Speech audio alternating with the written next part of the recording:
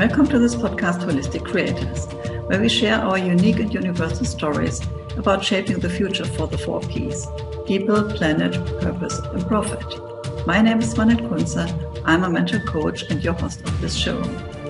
My intention for this show is to inspire you on your path to a holistic future. So welcome. Hello and welcome to my podcast, Holistic Creators. My name is Swanette and I'm your host. Today my guest is Katja Rusanen. She is best-selling author, story coach, and spiritual mentor with master degrees in spiritual psychology and spiritual science. Her pragmatic approach, combined with her spiritual awareness, helps her clients get results fast. With over 10 years of coaching experience, Katja helps purpose-driven coaches and healers overcome their limiting inner stories so that they can accelerate their soul-aligned business growth. Welcome to my show. Thank you. My pleasure to be here. And I'm happy because it's the second time that you are on my show. And so it's an honor that you are back. And we'll tell a little bit about your own transformation and, of course, what has changed during this time. As we already know that you had a story for yourself where hard moments and then evolving from there and learning a lot. So this is what you're telling people, not only what you have learned in your studies, but this also comes from your own experiences. So let us know a little bit about who you are, so about your story and how you became the person that you are now. Beautiful. Thank you so much for this opportunity to share and hopefully inspire your audience, as I believe that we all can transform our inner stories. And I carried an inner story that didn't serve me for a long time. It was like, I'm not good enough. As when I was growing up in Finland, I was 16 when I fell in love for the first time. So if you wondered where my accent is from, it comes from Finland. And that time, maybe you remember also your first love, like all of a sudden the sun is shining brighter, the birds are singing sweet melodies, and I felt this bubbling happiness when we were together. But unfortunately, my love story did not end with that happily ever after. It ended when I heard the news that my boyfriend had died by suicide. And that was a moment that really stopped me. And it felt like my heart was just crushed into thousands of pieces. And it was so painful. And that moment, afterwards, I started to think like, why did this happen? And I was going through every single word and every single event that I could remember and looking for reasons, looking for explanation, why. And one of the things that I started thinking that I should have known, I'm very intuitive. So how can I not see this coming? I should have saved him. And I started building that story that it was my fault. And if I would have been more attentive, more attractive, more everything, he would have stayed. So it was my fault. I wasn't enough. And that story and the grief that I felt put me in a very dark place where I was very close to take my own life because I didn't see that there was tomorrow. But luckily there was a moment when there was light coming into my very dark mind, and a memory of my angel big brother and the love of my parents came into my heart, and I felt like, oh, I need to turn back. I can't leave them like this, as I didn't want to pass the hurt that I was feeling to anybody. So I made a choice to continue here. And thanks to spiritual teachers, I started finding those answers. I started seeing eventually that life didn't happen to me, it happened for me. And that also sparked then an inspiration to share, as during that time, over 15 years, I did not want to talk about what I had gone through. It was like this pain that I was stored in a storage unit and put a note, never go there again. But it was just coming up, and then I started transforming it through creative writing. I started writing about the experience as I went to a palm reader who asked me, why don't you write? And I was like, okay, he knows I have a story to tell. And that actually sparked really my writing. And I started writing that night, and which later became my first novel. And I used the core event that I had gone through. That was what I had experienced with my own emotions there. And it helped me then to start seeing things in a new perspective as I was writing. And when I was doing that process of writing, then there came the spark as well to share, even though it felt super scary. But it really was like wanting to share and help others to see beyond the emotional pain that many of us have experienced in some level, hopefully not that drastic than I had to go through, but some level. And when we see the lessons we have learned, I believe that we can help others. And that really became my mission. And now this mission has even evolved between the last visit that I had here. It is also turning like these stories that we are not only telling outside, like as entrepreneurs, we do need stories. We need to have origin story. We need to have stories on social media. But then also, more importantly, what is the story that we are telling within? And that's really now my calling, to help people to, first of all, identify what the story is. And then if it's not serving them, helping them to transform those stories so that they can move forward with greater ease and greater grace. So that was a long answer to your short question. Yeah, this is really amazing, because I can only imagine how it could feel like being in such a traumatic situation that a dear friend, your boyfriend, took his life by suicide. And of course, now, having this experience is one thing, but then interpreting it, like figuring out, okay, what is my part of that? What could have done differently, even though, of course, you couldn't, because if you have been aware of what would happen, you have changed your behavior and helped him, because this is a construct you opened up about yourself. And created this kind of story, that you are not good enough, you should have done something differently, that you should have helped him, and that he could be perhaps still alive if you have had this feeling or intention, intuition before, and could stop him from doing that. So how does this come that people start creating stories around an experience they have? And perhaps if it is, sometimes it's a traumatic one, but perhaps not necessary. So yeah, not necessarily. We make stories all the time, because that's how our brain functions, is we want to give meaning and purpose to things, because that helps us to put this, categorize in our mind some level, like, okay, this happened because, and then we create that because, and we start also giving, like, using these stories to really tell a story about us, who we are as a person, who others, the world, the situation that happened. We create a story around it, because what happened. There was an event,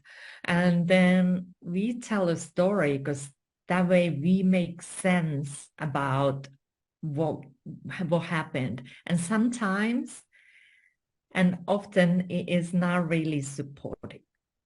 So it's really important to be aware, especially if we go through challenging or even traumatic events. What is the story that you started telling yourself? about that event. What do you think about that we construct stories that will prove already what we believe about ourselves? Like, for example, when you are a child and your parents tell you that you are not good enough, or that you are not worthy, or that you're not lovable, or whatever it is, then you have an experience and you already have this kind of filter using for yourself and then creating the story out of that. What do you think about this idea? We do, and a lot of stories actually come from childhood, like, of course, because we are just growing up in our environment and we are just believing everything that is happening. If somebody says something, it's like, okay, until we see differently. And also, if we buy into a belief, like I am not good enough, we start also looking for proof that it's true. Like anytime something happens, oh, it's because I'm not good enough. Of course this happened. Instead of looking for things that prove our worth and value. Because it's again like where you go with your mind, you do have a choice. But when we are in the story, we often don't see that we have a choice. I didn't see it for 15 years. I was really like my blinds on. This is who I am. I'm not good enough. That was my experience. And yet I excelled in some things in life. It didn't totally stop me. I was competing in karate and I was really good in there. But there was still, even though I was really good, I told that story, I'm not good enough. There was always somebody who was better than me. And I was always playing that game that I'm not good enough. And now I'm like, OMG, if I would have realized that, what could I have done? but it's now I'm like, okay, for the future, I want to shift the story. And we can't change the past as much as we would love to, but we can change the story that we are telling now, and that will then influence our future. Yeah, so this is kind of the self-fulfilling prophecy. If you always believe that you are not good enough, you will experience situations where this is kind of your interpretation that you are not. Yeah, but also whatever happens, we are telling the story, and if that event, yeah, it might be challenging, but it's again how you see that event, because we always want to be, there is part of us that wants to be right. So we'll create a story that says like, okay, we are right. It is that way. So that's why it's just important sometimes to check these things within us. Like, is this really supporting me? And not even like, is it true or not? Because for us, the story we tell, we might feel it's true. But you can check, is this really supporting me, what I'm telling myself? How can people get aware of the stories they are telling themselves and perhaps even other people? Yes, it's possible. Of course, it's easier when you have a support because somebody else can hold the light for you and helps to point out sometimes what we say, like, okay, let's dig in here. And it is though possible to discover them on your own too. And one of the things to get started with would be observing your thoughts, like on the mental level, checking what are your thoughts, what are you thinking about yourself, others, the world, the events, and starting paying attention. And not only just observing, but when you catch a thought that might or might not be supportive, like your definition why these things happened, write it down as well. Because then when it's on a paper, it's somehow more real. It's like, whoa, that was what I was thinking. And have a lot of compassion with yourself when you start doing this work. And then just finding a way like, okay, if that's what I'm thinking, like I'm not good enough, which is very common. So if you have that, you're not alone. It's super, super common thought. So what could be a thought that could support you more? So you can choose. Maybe it is simply, I am enough. I'm more than enough. Oh, I'm loved. Whatever works for you, but finding a supportive thought that you can then start bringing in those moments when you start feeling, and this is the second thing to pay attention to, is the feelings, the emotions. How does it feel in these moments when you feel I'm not good enough? And then you might recognize some people are more in the mind. It's easier to work with the thoughts. And some might feel it's easier to feel. So they might start observing how does it feel when you really tap into the feeling, I'm not good enough, for example. And then you start recognizing that moment and like, oh, how does it feel when I believe that I am enough? I am loved. And just working with the emotions. And what you can do if you find that I'm not good enough feeling, where do you feel it most in your body? If there would be one spot, you can just choose one spot. I normally feel that in my solar plexus. And then you can just even put your hand on top of it and send love to that part. So that's just the easy way to, first of all, recognize them and how you can start working on that. I can imagine that I for myself would, if I would think I'm not good enough, and then I would tell myself, but I am good enough, that there would be like a kind of an inner conflict or a fight. Yes. Yeah, that my mind would say, no, this is not true. So how can I do this kind of transformation? Because at the first moment, my body would react, no. So this is Yeah. crazy. You're making this up. It can't be, because you have like 15 years or 20 Yeah. years of proof that you are. Here is the list why I'm not good enough. Yeah. I can prove it. Yeah. So we had enough experiences. So how can I overcome this kind of inner fight? Yeah, and that's a great question because that happens anytime when we are doing a change. And if the gap from where we are to where we want to be is too big, we start having that inner conflict. So what you can do, and this has helped me and also my clients, is like you can choose, instead of saying, if it's too much to say I am good enough, if there is a lot of thoughts coming forward saying, no, you're not, you can say something along the line, I'm choosing to believe that I'm good enough, because that's a choice. Or I'm willing to trust that I'm good enough, or whatever the words would be for you, but it's softening it a little bit, because then it's the willingness, then it's the choice.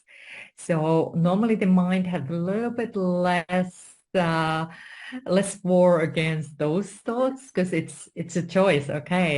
Okay, you're choosing.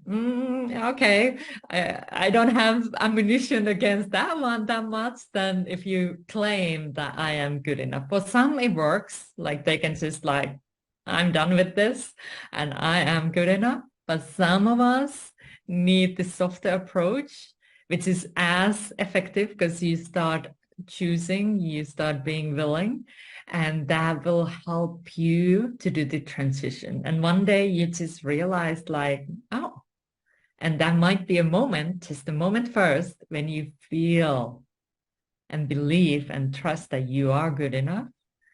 And then there might be moments when you go down and then you're again like back to the, I am good enough. So, and that's normal. It's not a straight line. It's a journey, and you can choose again and again to believe that you are indeed good enough. Yeah, so I totally get that. Uh, so how does these kind of stories we're telling about ourselves, How does this impact our business? Whoa, this is a really good question. Because, of course, these stories can be the very thing that is holding us back from experiencing success.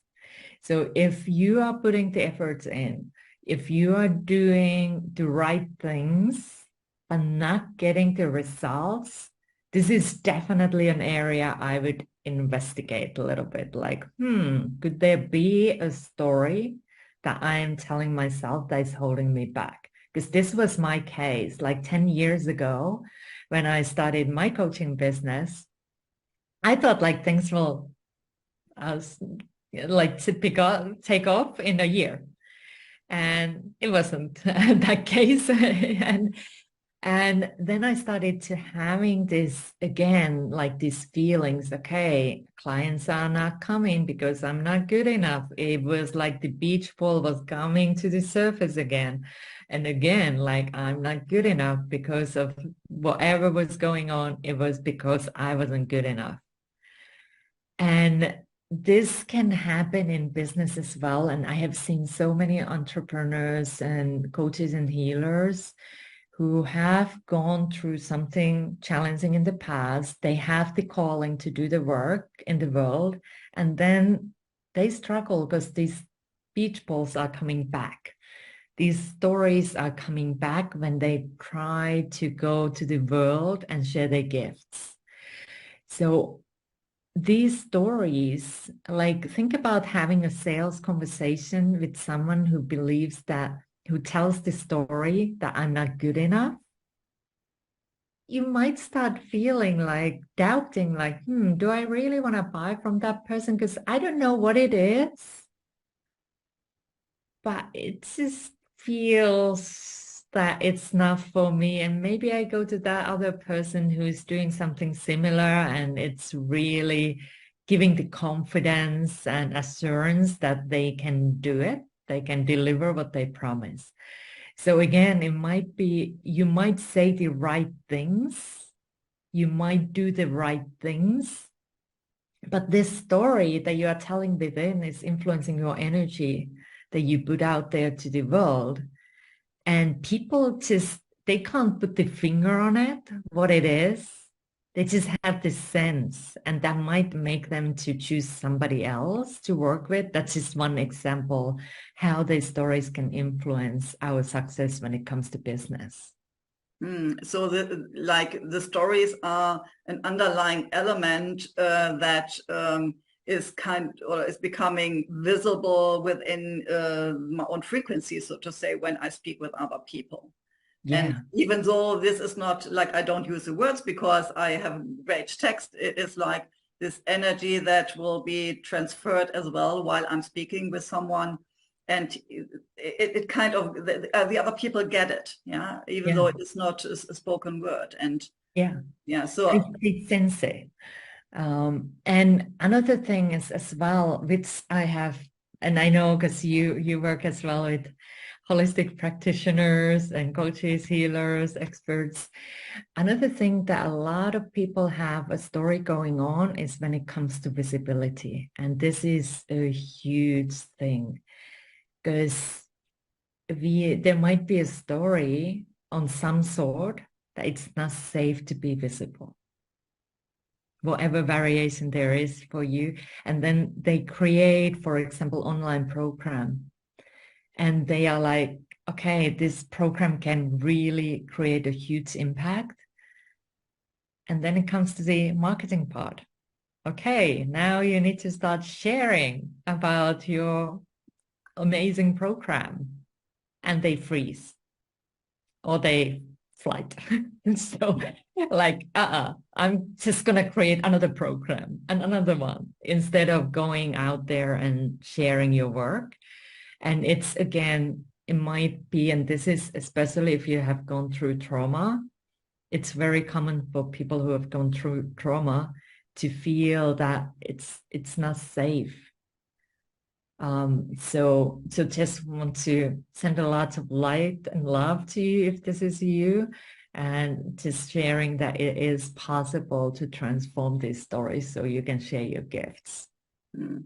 And what I see also in my own coaching practice is that especially people who are coaches, healer, therapists, so in a kind of a job that is supporting other people, often have also past life experiences where they have been traumatized. Yeah. So, if this is not cleared, this kind of energy is still active in this present time on top Mm-hmm. of what they experience in this lifetime, often having traumas and kind of getting all this information together makes, then it becomes even harder to understand where come this story from. Yeah. Totally. And that's a part of the work as well, like whether it's this life or past lives, there might be something that you chose to learn this lifetime. And it's an opportunity as well to do healing and clearing from those things as well, because maybe your life has been just calm and easy this time around, but you just have this huge fear, for example, to go and do social media, doing lives, putting yourself out there. And that might have been because sometimes, for example, for healers, sometimes sharing those gifts were not okay in the world. They were not accepted. So there might be this, I need to hide to be safe.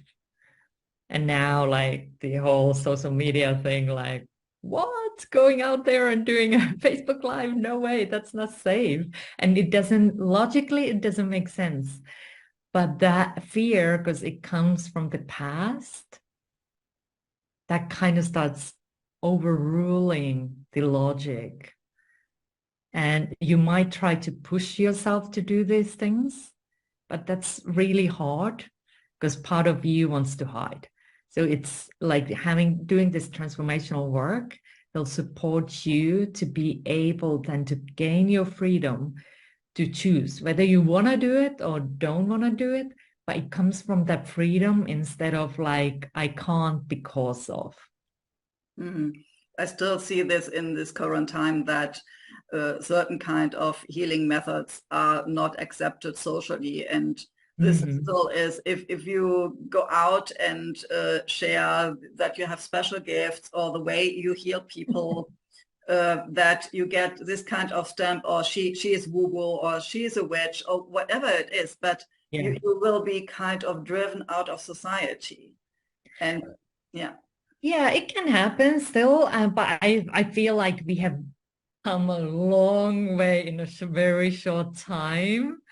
Like there is a lot of more opening happening, and I believe also that more and more of us start coming out and sharing these gifts, it becomes more natural, it becomes more normal. And yes, there is judgments and there all shall be because that's just the way how we are. We want to make those stamps. This is that, because it helps us in our way. We want to put things in the boxes. But again, it's like as more and more people just start sharing, it becomes more normal. So that's how I see it and how I vision it. So hopefully that will also happen, that there will be even more freedom. Yeah. So you already said there are some topics around visibility that people will come with to you because they have made up stories about that. Then it's about success. So perhaps are there also stories about money they have created, like whatever money is evil, or Yes. healers do bring out their gift because they want to serve, and they don't need a lot of money or whatever it is. How are your Yeah. experiences about that? There is a lot of stories around money, and I just did a workshop around this because it is again gaining that freedom to have abundance, whatever that means for you. And it, it might be the experiences at the moment, but there is a lot of stuff in the workshop that came through generational stuff, like from the ancestors. They were having this kind of event and that kind of event. And because of that, I have challenged to have money, receive money, give money, whatever that is. And often it is also how we are, what kind of relationship we have with money. So that would be the first place to start, is to checking what kind of relationship you have with money. Like you can ask yourself, if money would be a person, how would I describe my relationship? Is it my bestie that we hang out a lot? Is it a frenemy that we kind of have a little bit awkward relationship? We hang out, but it's not really cool. Or is it like a distant cousin that comes to visit once in a blue moon and we don't really know what we do when we hang out? So again, that relationship with money can be the first thing, and then checking what kind of stories am I telling. My dad used to work really, really hard, and his story around money was like, I need to work hard for my money. And yeah, I carried them for a long time too. I was working really hard, putting a lot of effort in and not getting that much results. So I had the money story running the show, like I need to work hard. So those are again the stories that we might have picked from the childhood, from the people around us. We might have our own experiences, and we might say, I'm not good with money, or money doesn't love me, and all kind of stories that we have created through the experiences that we have had. But again, your past does not need to equal your future. You can transform that story, and then you can transform your relationship with money. Yeah, so we already figured out people have a lot of not supportive stories they tell them, and that will definitely have an impact on their business and on the personal growth as well. Mm-hmm. So if someone would come to you, how would you start the process to analyze and to transform and to create something new? How does this process looks like? So we often find the one area to work on, like whether it would be money stories, whether it would be challenges with the visibility or success itself in a business. So finding that area where to focus on, and that often comes checking the physical level. And that's the third thing I normally like. It's the mental, emotional, and physical. So one of those areas we have maybe awareness that things are not really going as I want. I'm not where I desire to be. And then it might be in the physical level, checking what are the actions or non-actions that you do. And that might then give us an indication to start digging into that story. And often I do, it's through conversation to finding what story there is. And my approach is very guided. I normally work with spirit to do this and do spiritual also healing then as we discover these stories. So, and now the stories are on the table, and then And then we start working on them on the mental, emotional, and physical level. Like, because you want to have that all three of those. And this is something that is often missing from many programs. They might check on the physical level, oh, you create a program, but then they don't have the support on the mental and emotional level, what to do with the programs to get it out. And then what I do as well is to move higher in our awareness and look things from soul's perspective. And I believe soul's perspective is what are we learning through these experiences. So when we find the lesson that we are learning, it's often easier than to move to gratitude. And that is a very uplifting energy that then can help us to visualize the best for ourselves, what we desire, and then helping them to also define what's the next step towards the vision that they have. So is this something like when you work on soul level to understand what their mission is or the soul purpose is, that comes with the stories they're telling themselves?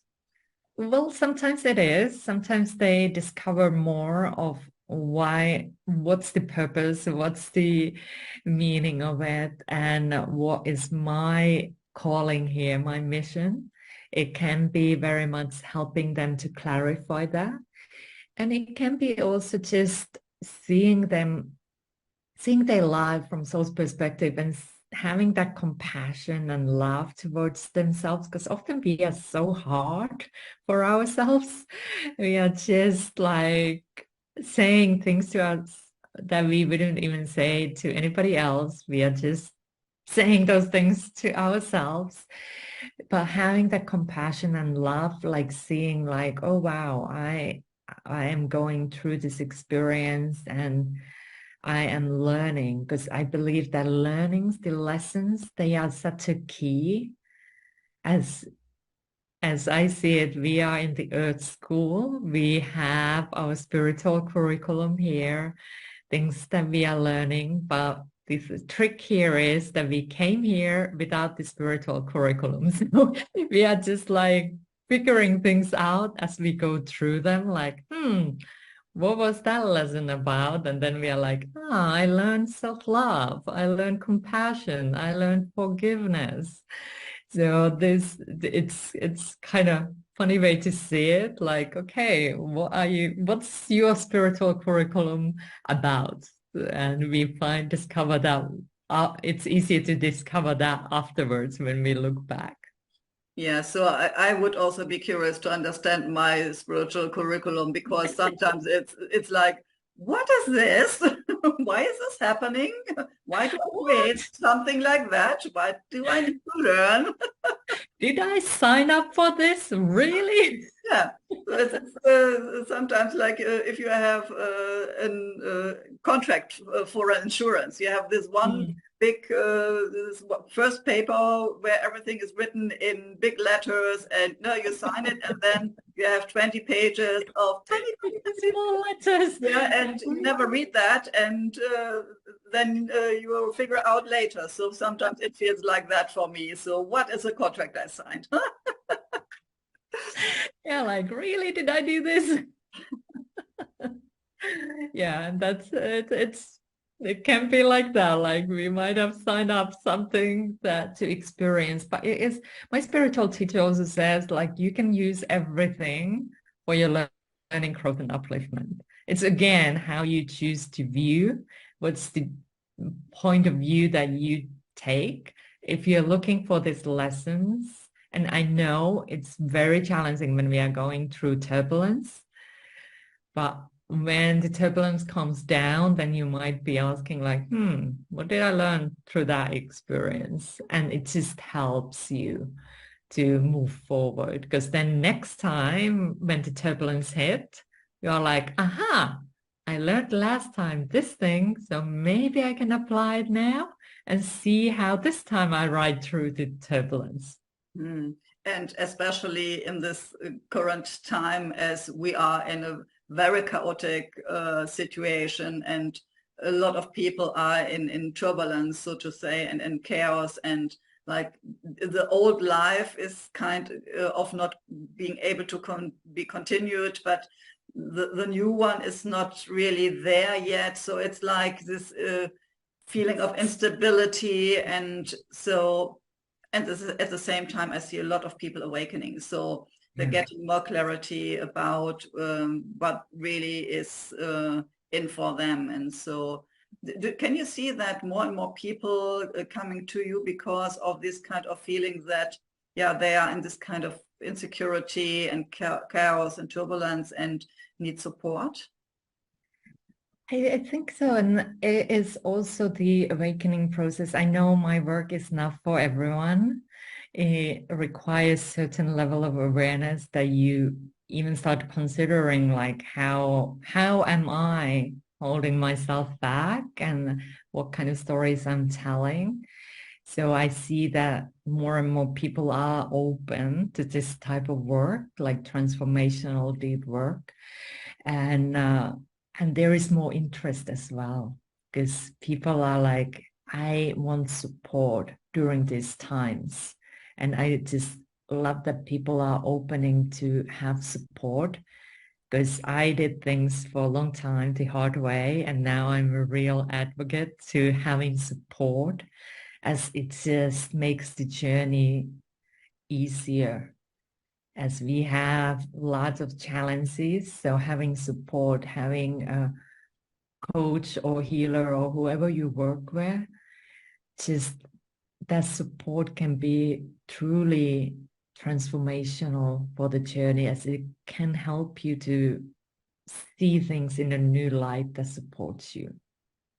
Yeah, and definitely get a professional perspective on the situation you are in, and someone Yeah. who can help you through this kind of transformation and guide you through. So Yes. I would absolutely recommend not going through massive change processes alone, even not, still I have my own coach, so it's not that I'm doing this by myself. So I always have support when I'm in challenging moments. Yeah.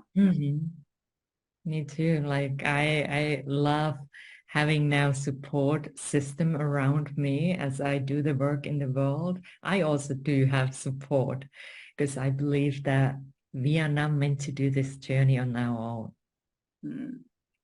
So can you give our audience some ideas what would be results when they work with you? It's the sense of greater freedom. I think that's one of the key elements. And having more awareness, having more choice. Because when you become, I believe the awareness is the first key. And when you have the awareness, then you do have a choice. You can continue the same old way. That's a choice number one. Or you can start transforming the stories and then getting different results, like getting the freedom to share your stories, for example, on social, or sharing your work. It can be attracting more abundance as you have cleared some old stuff. And it can be the inner feeling that you are more grounded, you are more trusting yourself and more loving towards yourself. And that is such a key, because I believe everything starts within and then just unfolds outside. And then it's easier to really achieve those dreams and goals that you have when you already feel and sense them within. Yeah, so these are powerful words. If people are now interested to work with you, where can they find you? They can find me on social media under my name, and I hope that you put it on the description, because it is a name from Finland. So it's Katja Rusanen. I am on Facebook, I am on Instagram, TikTok, LinkedIn, and you can find me with my name. And then I have also a website, katjarusanen.com, where I write a monthly blog. So that's a way as well to get some inspiration. And if you feel that there is something you want to ask, feel free to just contact me, reach out, as I'd love to support you and just explore what's there for you. Yeah, so I will put all the links in the show notes, so that is very easy for people to reach out to you and experience you and see how you can help them with their own story and transforming their business and their life. So thank you so much for being my guest today. Again, it was again a pleasure for me speaking with you. Thank you for having me. See you soon again. Bye-bye. Bye. Thank you for listening or watching my podcast, Holistic Creators. If you want to know more about how I can help and support you, have a look at my website, spiritualchangemaker.com. You can also join my Facebook group, Spiritual Changemakers Community. Stay tuned for the next episode by subscribing to this channel. And you also can check the previous episodes.